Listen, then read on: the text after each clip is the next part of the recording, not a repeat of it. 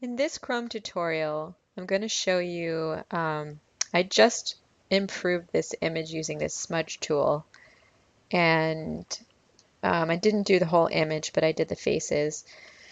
And I think one final step after the smudge tool to just get these faces looking less blotchy and more more like a clear photograph is to use the hue and saturation option. And I always like to use adjustment layers.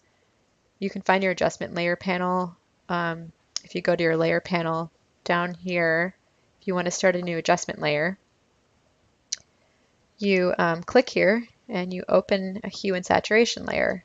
And the reason I like the adjustment layers as opposed to just grabbing your hue and saturation up here is that when you save this, you can always go back. It's always editable. This adjustment layer will always exist here, and working in that way allows you to always be able to go back and edit your photo.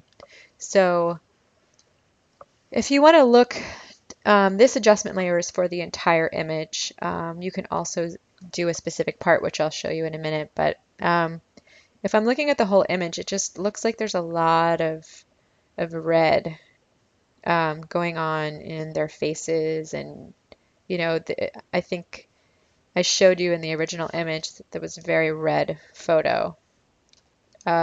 So when you open the panel here,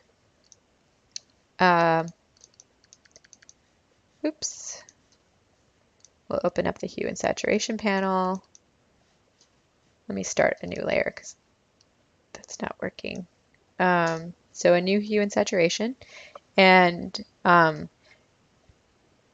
there is a way, I think most people use the hue and saturation bar to just kind of adjust the hue and saturation, and that's one way to do it. But I like to be more specific, and you can actually go in and just adjust the reds. So everything else will remain the same, and you can get rid of some of the reds. It'll just focus in on whatever part of the picture is red and adjust that. So that's how you can get rid of some of the reds. And let me show you. If you grab the lasso tool, in this specific area, it looks like there's a lot of green in her red shirt, and there shouldn't be any green there. So I'm just going to select her shirt. I'm going to feather it. I'm going to feather my selection a little bit just to give it a less defined edge. So I'm going to feather it by like 15. And I'm going to put another adjustment layer for hue and saturation. And in this one, if you see here, there's a mask just for that one area. I'm going to take out some of the greens. And sometimes you might look at something and think that it's green, but Photoshop is reading it as cyan, which I think is what's happening here. Yeah, so you can either take it completely out by desaturating it, or you can try to change it to match the red shirt better.